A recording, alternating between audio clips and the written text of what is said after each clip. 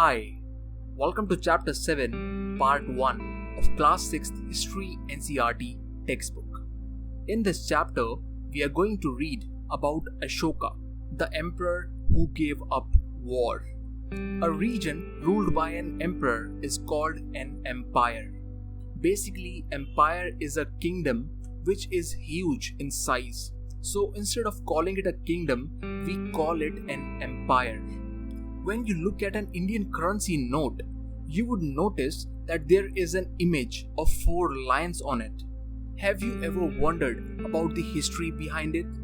In Sarnath, which is near Varanasi, we found a stone pillar on which there is a stone carving of these 4 lions, as you can see in this picture.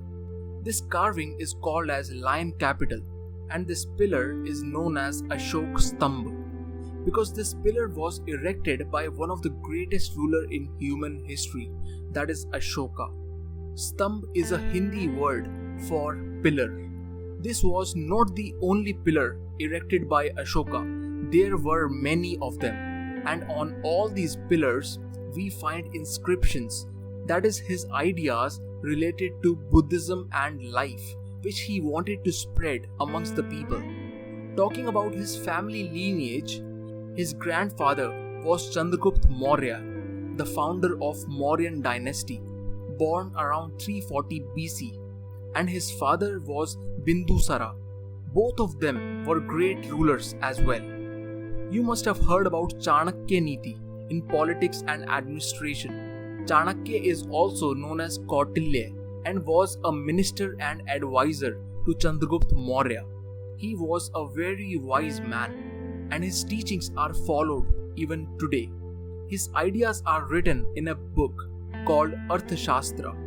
Now on this map, you would see places marked with black and red dots. Red dot denote those places where we found inscriptions of Ashoka, which shows us the extent of Mauryan Empire under him.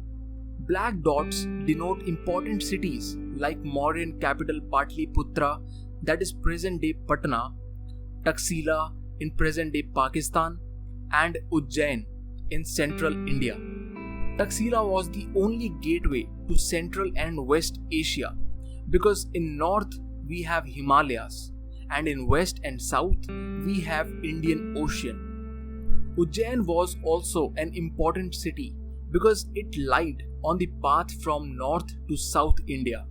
But this does not mean that there were no villages. Of course, there were many of them.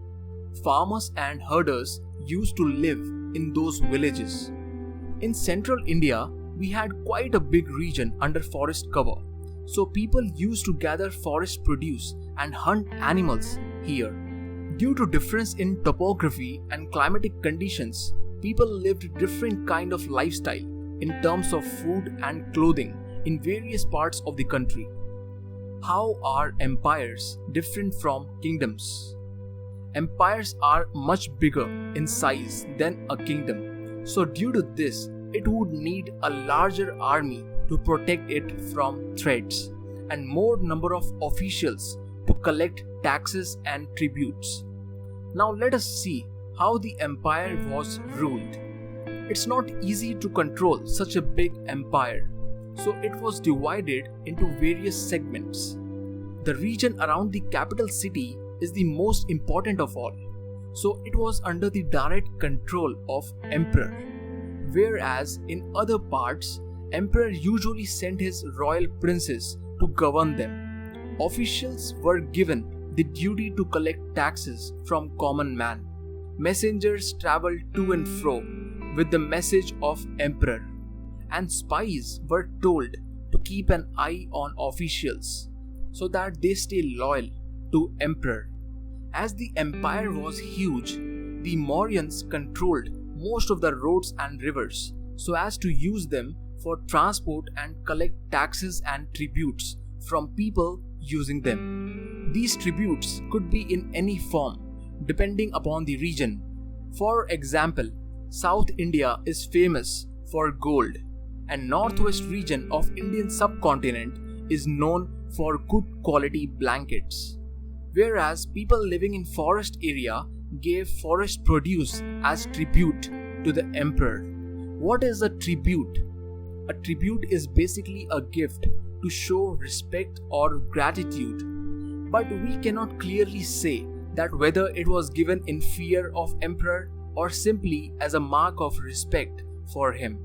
Now here we see an account of Mauryan Empire given by Megasthenes, who was an ambassador of the Greek ruler of West Asia named Seleucus Nicator. Megasthenes was sent to the court of Chandragupta Maurya. Here is what he noted about royal life.